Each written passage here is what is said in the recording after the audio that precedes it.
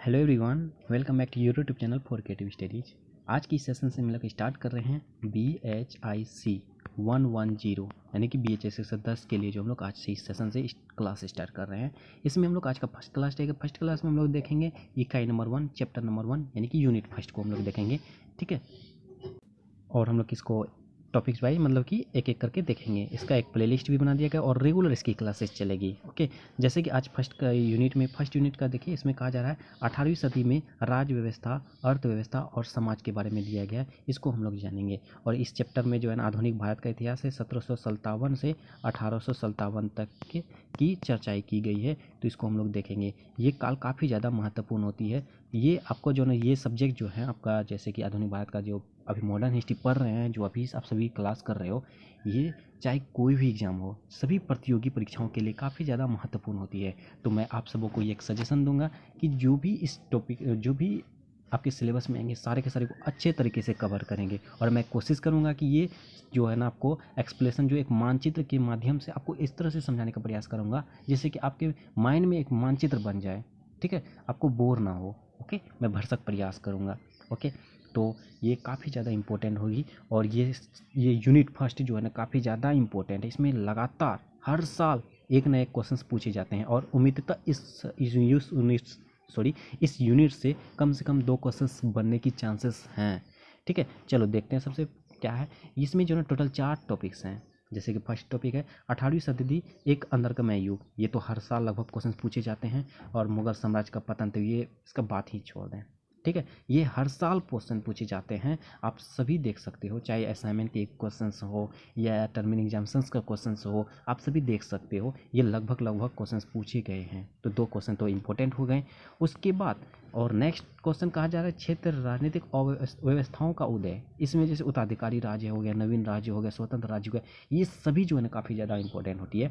और मैंने इस सभी को मैंने पढ़ाया भी है। इन सभी को जो ना, इससे पहले मुगल साम्राज्य का पतन हो गया, 18वीं सदी का अंधकारमय युग हो गया, ये सब मैंने पढ़ाया है। स्वतंत्र राज्य, नवीन राज्य, ये सब मैंने पढ़ाया है। ब्रिटिश शक्ति का उदय, ठीक है। तो इसमें होता क्या है, जैसे इग्नू में भी ऐसे बहुत सारे सब्जेक्ट्स हैं। जैसे हिस्ट्री के हैं, हिस्ट्री को पहले होता था, आप सबको पता होगा, किसी किसी को तो पता होगा, किसी को नहीं हो, मैं बता दे रहा हूँ। BHIC अभी जैसे कि आप लोग का 101 से 114 चल रही है, ठीक है। इससे पहले जो ना 131 से 134 चलती थी, ठीक है। ये जो क्या किया है 134 तक में ये सारे के सारे जो ना इंक्लूड कर दिया है। ये दोनों के सिलेबस लगभग सेम है, ठीक है। और मैंने जो आप सबको को पता होगा कि मैं कुछ हिस्ट्री सब्जेक्ट का भी अलग से क्लासेस करवाता हूँ, चाहे कोई भी हो, सिविल सर्विसेज लेवल की, तो इसमें भी मैंने इसका पढ़ाया हुआ है, ओके। तो चलिए खैर वो सब छोड़िए, आप सबको इसमें ध्यान देनी है, ओके। तो सबसे पहला हम लोग इसमें क्या करेंगे, आज की सेशन में ओनली 2 टॉपिक्स को देखेंगे, ये दोनों को, क्योंकि ड्यूरेशन मैं कम रखना चाहता हूँ ताकि आप सबों को जो है ना और भी सब्जेक्ट होगी उसको भी देखना होगा और कम समय में अच्छे तरीके से हम लोग को समझाना भी है। और मैं कोशिश करूँगा कि आप सबों को ना एक्सप्लेनेशन इस तरह से करूँ जिससे कि आप सबों के माइंड में एक मानचित्र बन जाए, ठीक है, तो आप अच्छी तरीके से लिख पाओ। चलो, तो हम लोग सबसे पहला हम लोग देखेंगे 1.2 में कहा जाता है अंधारकमय के बारे में, उसको हम लोग देखते हैं सबसे पहले। ये काफ़ी ज़्यादा इंपॉर्टेंट है, ध्यानपूर्वक आप सभी सुनेंगे, ओके। तो आप सभी के पास अगर बुक है तो बुक निकाल सकते हैं और यहाँ से देखते हैं 1.2। यहाँ पे देखिए कहा जाता है 18वीं सदी एक अंधारकमय युग, इसके बारे में पूछा ही जाएगा क्वेश्चंस, ठीक है। तो इसमें कहा जाता है अभी हाल तक 18वीं सदी को एक अंधारकमय युग के रूप में चित्रित किया गया, क्योंकि उस समय अव्यवस्था तथा अराजकता का शासन हुआ करता था। यानी कि कहा जा रहा है अभी हाल में, मतलब अभी हाल में बोला जाए तो रिसेंटली जो है ना लगभग जैसे 20वीं शताब्दी, अभी 21वीं शताब्दी चल रहा है, तो इसके दरमियान कई इतिहासकारों के द्वारा 18वीं शताब्दी आप सभी समझते हो कितना से कब तक होगी। 18वीं शताब्दी 1700 से 1799 तक ये 18वीं शताब्दी के अंतर्गत है। इसके दरमियान इस काल के दरमियान जो भी घटनाएं हुई, इस घटनाओं को अंधारकमय युग का नाम दिया है कई इतिहासकारों के द्वारा। समझ में आ गई ये बातें।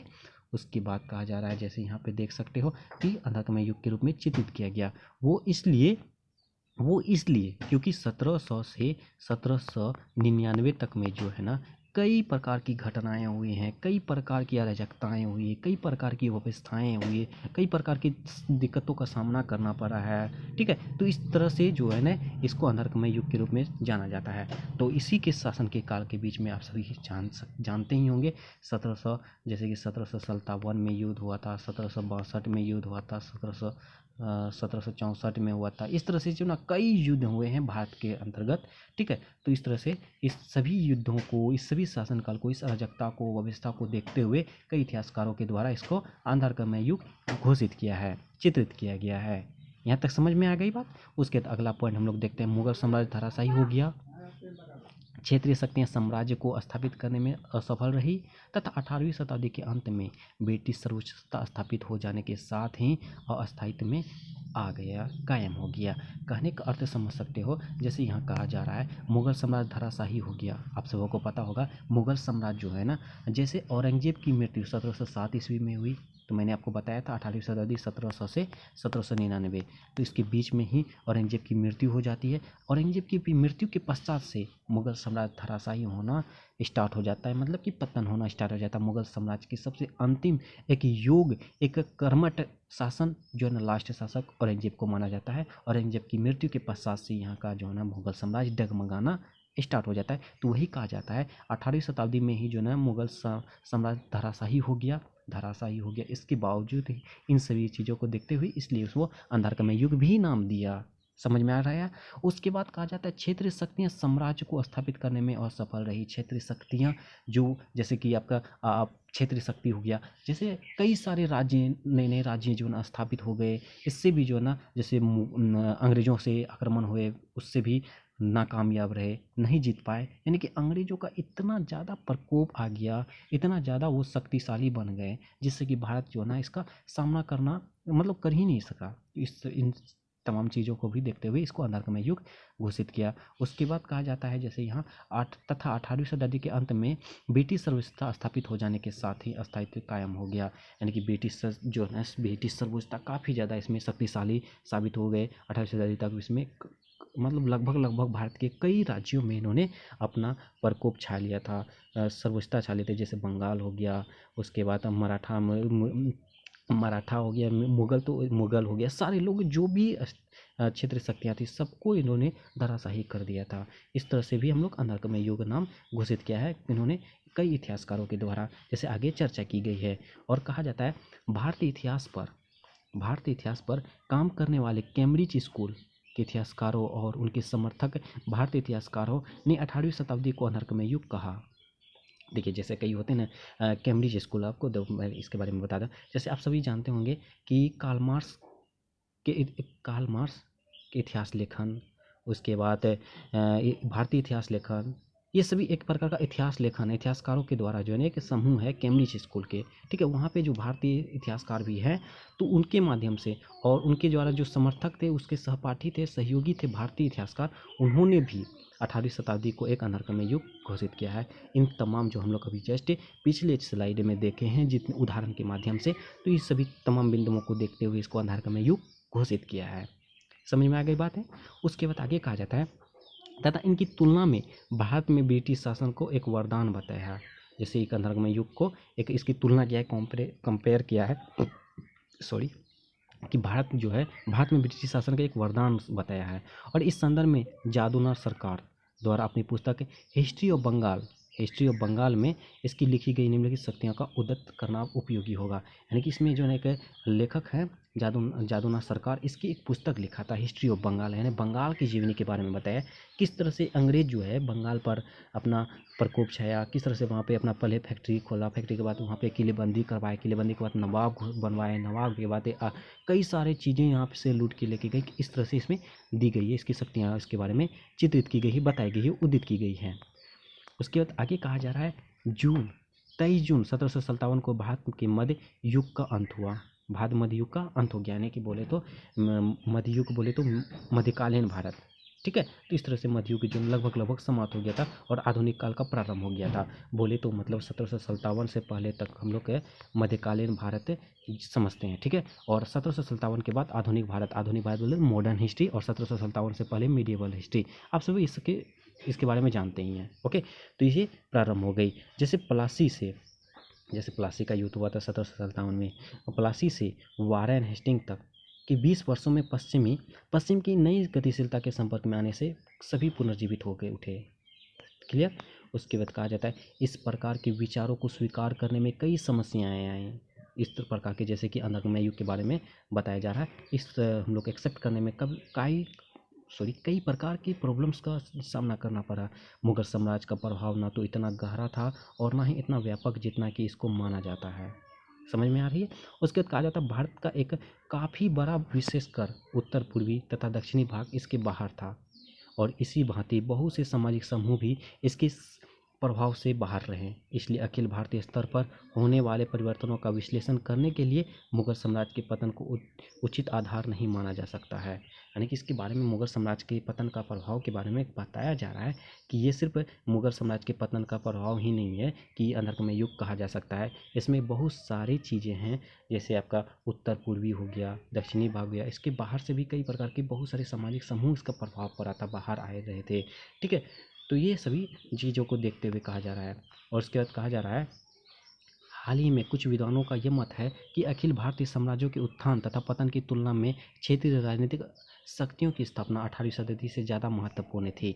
ये जो है ना कई अभी रिसेंट में जो ना कई विद्वानों के द्वारा ये सामने आई है, ये बातें सामने आई है कि जैसे अखिल भारतीय साम्राज्य था उसके जैसे एस्टेब्लिशन हो गया, उत्थान हो गया, पतन हो गया, इसकी तुलना में ना जो क्षेत्रीय राजनीतिक शक्ति थी उसकी स्थापना 18वीं शताब्दी से ज़्यादा महत्वपूर्ण थी। इसकी तुलना किसकी तुलना में कहा जा रहा है? अखिल भारतीय साम्राज्यों की स्थापना की तुलना में यहाँ की जो ना क्षेत्रीय शक्ति थी उसकी स्थापना काफ़ी ज़्यादा महत्वपूर्ण योगदान निभाती। मध्यकालीन भारत के अग्रणी इतिहासकार प्रोफेसर सतीश चंद्र के द्वारा कहा जा रहा है कि 18वीं शताब्दी के इतिहास को पूर्व ब्रिटिश व ब्रिटिश दो भागों में देखने के स्थान पर उसे उसकी निरंतरता समर्थता में देखा जाना चाहिए। तो ये कही गई है। ठीक है, तो इसमें कई अंधकारमय युग के बारे में, और मैं इसको सिंपल वे से आपको बताना चाहूँगा। ठीक है, जैसे आपको हम लोग इसमें समझ ही गए, और हम लोग थोड़ा सा देखिए मानचित्र कैसे बनाएंगे। आपको ये ध्यान में रखनी है, जैसे आपको लिखने योग्य बातें हैं कि 18वीं शताब्दी का एक अंधकारमय युग के रूप में चित्रित किया गया है। वो इसलिए क्योंकि उस समय जो एक अराजकता और अव्यवस्था का शासन हुआ करता था। जैसे मुगल साम्राज्य धराशायी हो गया, क्षेत्रीय शक्ति जो है साम्राज्य को स्थापित करने में असफल रही थी, और 18वीं शताब्दी के तक में लगभग ब्रिटिश सर्वसत्ता स्थापित होने लगा था। इस तरह से भी हम लोग अंधकारमय युग कहा जा सकता है। उसके बाद कहा जाता है कई इतिहासकारों के द्वारा, जैसे हो गया कैम्ब्रिज स्कूल के इतिहासकारों में, और उसमें जो भारतीय इतिहासकारों की सहायता से समर्थन से जो है ना 18वीं शताब्दी को अंधकारमय युग घोषित किया है, चित्रित किया है। और इससे जैसे कि हम लोग इसके एक पुस्तक है जिसका नाम है हिस्ट्री ऑफ बंगाल, उसके लेखक हैं जादूनाथ सरकार, उसकी पुस्तकों में इसके बारे में चित्रित किया गया, उद्धृत किया गया है। तो ये सभी चीज़ें हम लोग देख के लिख सकते हैं। ठीक है, तो ये अंधकारमय युग के बारे में हो गई। उसके बाद अगला टॉपिक है जैसे मुगल साम्राज्य का पतन, और मैं आपको बता दे रहा हूँ जैसे कि आपका बुक में ये मुगल साम्राज्य का पतन के बारे में दिया गया है। ये ज़रूरी नहीं है कि आप हूबहू लिखो, ठीक है, अपने माइंड से लिखो, बना के लिखो। और इसके कई प्रकार के कारण हो सकते हैं, जैसे में इसमें दिया गया है आंतरिक कमजोरियां हो गई, उसके बाद बाह्य चुनौतियां हो गई, ये सब तो है ही। इसके अलावा भी बहुत सारे पॉइंट्स हैं, तो उससे भी लिख सकते हैं, कुछ व्याख्याएं हैं। ठीक है, इसके बारे में दिया गया, मैं इसको अभी बता दे रहा हूँ परंपराओं की निरर्थकता। और मैंने इसके बारे में जो है सिर्फ मुगल साम्राज्य का पतन के बारे में इतनी अच्छी तरीके से सेशन भी डाला हुआ है, उसको भी आप कवर कर सकते हैं। उसमें भी आपको सिंपल वे से, सिंपल लैंग्वेज में मैंने अपने हैंड राइटिंग नोट से बताया है। फिर भी मैं इसको देखता हूँ, इसको मैं समझाने का प्रयास करता हूँ। ओके, ये भी इम्पोर्टेंट, ये भी है वही। ओके, चलो देखते हैं हम लोग मुगल साम्राज्य का पतन का क्या कारण था। देखिए, कहा जाता है 18वीं शताब्दी के पूर्वार्ध में ही मुगल साम्राज्य का पतन प्रकट होने लगा। और 1740 में जिस तिथि से हमारा अध्ययन शुरू किया गया है, नादिर शाह ने मुगलों की राजधानी दिल्ली नगर को तहस नहस किया। 1761 में अहमद शाह अब्दाली के विरुद्ध मुगलों ने नहीं बल्कि मराठों ने युद्ध किया। 1883 में मुगल सम्राट ब्रिटिश शासकों को पेंशन प्राप्तकर्ता बन गए। यानी कि कहा जा रहा है कि 18वीं शताब्दी के पूर्वार्ध में ही मुगल साम्राज्य का पतन प्रकट होने लगा था। यानी कि आप सबको पता ही है कि 1707 ईस्वी में औरंगजेब की मृत्यु हुई। यानी कि ये लगभग जो है ना, ये 18वीं सदी की शुरुआत ही दौर था। यानी इसीलिए कहा जा रहा है कि 18वीं सदी के पूर्वार्ध, यानी कि ये औरंगजेब जो है थी, उसकी मृत्यु के पश्चात से मुगल साम्राज्य का पतन होना स्टार्ट हो गया, शुरू हो गया। और उसी तरह से जैसे 1740 के बारे में है, उस 1740 ईस्वी में जिस तिथि से हमारा अध्ययन शुरू हुआ, यानी कि आपका अध्ययन की बातें कही जाती है, जैसे कि आपका चैप्टर इसमें बुक में 1757 से है, तो उसी के आसपास के बारे में चर्चा की गई। 1740 से इस तिथि से हमारा अध्ययन शुरू किया गया है। जैसे कि नादिर शाह, ये जो है विदेशी आक्रमणकारी थे, और उन्होंने मुगलों की राजधानी जो है दिल्ली नगर को तहस नहस कर दिया था। मुगल साम्राज्य की राजधानी दिल्ली हुआ करती थी, उसकी जो ना आक्रमण करके तहस नहस कर दिया। और उसके बाद 1761 ईस्वी में अहमद शाह अब्दाली वहाँ के शासक हुआ करते थे, कहाँ के, मुगल साम्राज्य के। और इसके विरुद्ध में जो मुगलों ने नहीं बल्कि मराठों ने किया था, मराठों ने इसका युद्ध किया था। उस समय तब तक में मराठा काफ़ी ज़्यादा प्रोग्रेस कर रहा था। उसके बाद मराठा भी अस्तित्व में आ गया था। उसके बाद मोहम्मद शाह अब्दाली, ये सब तो मतलब कि कमज़ोर शासक था, लेकिन उस योग्य शासक हुआ नहीं हो पाया, जिससे कि युद्ध कर सके, युद्ध करने के बाद जो है जीत सके, आगे बढ़ सके। उसी तरह से औरंगजेब की मृत्यु के पश्चात से लगभग ये धाराशाही हो गया। 1883 से मुगल सम्राट जो है ना, ये शासकों का पेंशन प्राप्त करता बन गया। ओके, तो इस तरह से हम लोग लिख सकते हैं। उसके बाद थोड़ा सा इसके बारे में डेमो देख सकते हैं, ठीक है। उसके बाद हम लोग लिखेंगे मुगल साम्राज्य के पतन का निम्नलिखित कारण है। पॉइंट नंबर 1 में हम लोग लिख सकते हैं जैसे आंतरिक कमजोरियां हो गई, और उसके सत्ता के लिए संघर्ष, इसको हम लोग देखते हैं, ठीक है। इसको देखिए, मैं एक एक लाइन नहीं पढ़ूंगा, मैं इसको जो ना पढ़ा हुआ हूँ, मैं इसको ऐसे समझता हूँ और मैं सिंपल वे से आपको समझाने की प्रयास करता हूँ। तो इसमें कहा जा रहा है जैसे कि औरंगजेब की गलत नीतियाँ के कारण से जो है कई ऐसे वही गलतियाँ, ऐसा नहीं कि औरंगजेब कोई गलती नहीं की है, काफ़ी वही गलती की है। वो वो क्या की, वो भी जो ना कहीं ना कहीं अपने साम्राज्य से ज़्यादा युद्धों को ज़्यादा मतलब कि प्राथमिकता दिया। इससे भी एक मुख्य कारण है, जिससे कि राजनीतिक व्यवस्था कमज़ोर हो गई, ठीक है। जैसे आप युद्ध पे घर पे ही आप मुख्य सेना ना हो, यहाँ की घर की जो है ना धरोहर कमज़ोर पड़ जाती है। उसके बाद यही कही गई है, ओके। उसके बाद जो है ना, ये मुगल प्रांत, मुगल साम्राज्य, दो मुख्य स्तंभों जैसे कि सेना हो गया और प्रशासन लगभग इसमें सक्रिय थे, जैसे कि 1707 ईस्वी तक। उसके बाद कहा जाती है उत्तराधिकारियों के युद्धों तथा कमज़ोर शासक में 1707 से 1719 तक दिल्ली की अवस्था फैल गई। जैसे मोहम्मद शाह ने, औरंगजेब के बाद और मोहम्मद शाह अब्दाली जो थे, वो मुगल साम्राज्य का शासक बने थे। वो अच्छा खासा समय तक उन्होंने शासन किया था मुगल साम्राज्य में। देखिए जैसे 1719 में बना था, 1747 तक इसके पास इतना समय भी था, और इस तरह से ये लंबा शासन था, जिससे कि ये चाहता तो ये कर सकता, तो मुगल साम्राज्य को जिस तरह से पहले था उस तरह से ये बरकरार रख सकता था, इसको आगे बढ़ा सकता था। लेकिन ये एक योग्य शासक नहीं था, पूर्ण अयोग्यता से था, इसलिए इसको समाप्त कर दिया, इसे नहीं हो पाया। समझ में आ रही है बातें? मतलब ये एक योग्य शासक होने के कारण, आंतरिक कमजोरियां होने के कारण, ये जो है शासन की कमजोरियां होने के कारण भी मुगल साम्राज्य का पतन हुआ। उसके बाद निजाम उल मुल्क जो ये ऐसे शासक थे जो आगे चलकर जो ना ये मुगल साम्राज्य का वजीर हुआ करता था। निजाम उल मुल्क जो थे वो सम्राट के शासन के एक वजीर हुआ करते थे। उन्होंने क्या किया था, अपने पद का त्याग कर दिया था, और 1724 ईस्वी में हैदराबाद राज्य की स्थापना की थी, स्वतंत्र राज्य की स्थापना की थी। आप सबों को मैंने पढ़ाया भी हैदराबाद राज्य के बारे में, किस तरह से हैदराबाद राज्य एस्टेब्लिश आया, किस तरह से आगे बढ़ा, कौन कौन से शासक बने। तो इसके बारे में कहा जा रहा है निजाम उल मुल्क जो है मुगल साम्राज्य के वजीर हुआ करते थे, उन्होंने अपने पद का त्याग पत्र दे दिया, क्योंकि वो समझ चुका कि अब मुगल साम्राज्य में कुछ होने को नहीं है, और हम लोग एक अलग राज्य ही स्थापित करेंगे। तो 1724 ईस्वी में उन्होंने हैदराबाद राज्य की स्थापना की थी।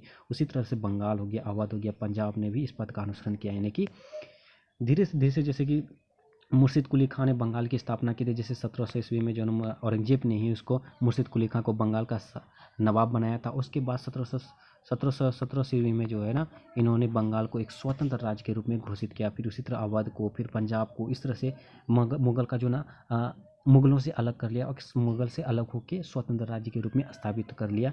तो इस तरह से एक आंतरिक कमजोरियां भी मुगल साम्राज्य का जो ना पतन का एक मुख्य कारण है।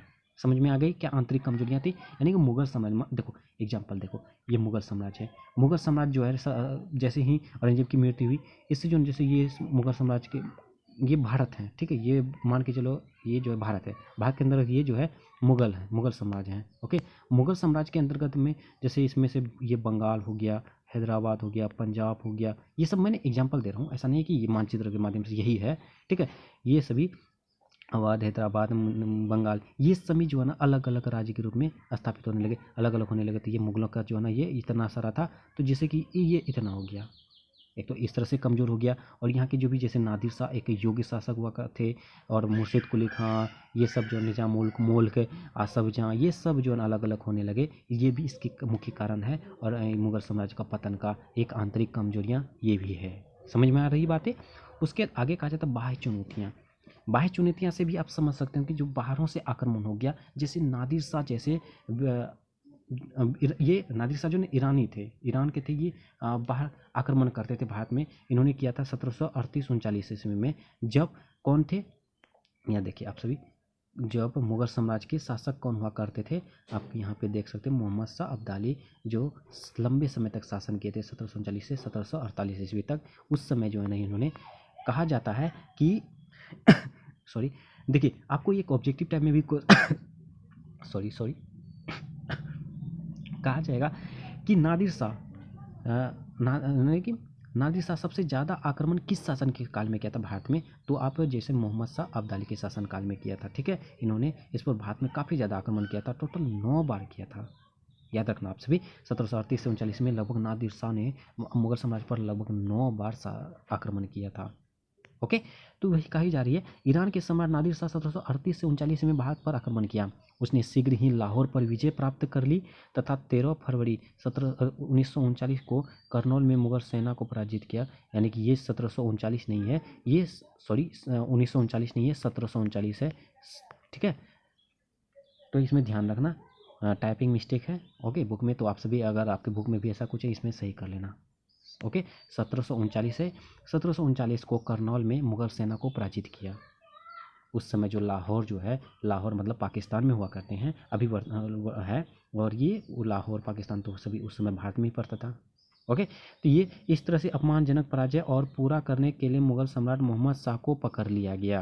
मोहम्मद शाह अब्दाली उस समय शासक हुआ करते थे। इन तमाम चीज़ों जैसे हुई, तो इसके माध्यम से मुगल साम्राज्य को जो है पकड़ लिया और दिल्ली को लूटा, नादिर शाह के माध्यम से दिल्ली को लूट लिया। और उस समय कवियों मीर तथा सौदा ने दिल्ली के नष्ट होने से संबंधित विलाप गीत का वर्णन अपनी रचनाओं में किया था। जो गीतकार थे, मीर थे, सौदा थे, उन्होंने भी अपना गीत के माध्यम से इसके बारे में रचना की। परंतु नादिर शाह के आक्रमण का दिल्ली पर इतना व्यापक प्रभाव नहीं हुआ जितना कि सामान्यतः माना जाता है।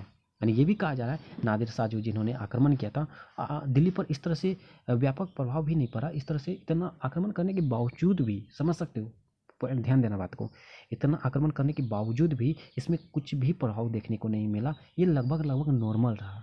इतनी आक्रमण, 9 आक्रमण करने के बावजूद भी दिल्ली में एक समानता ही माना जाता है।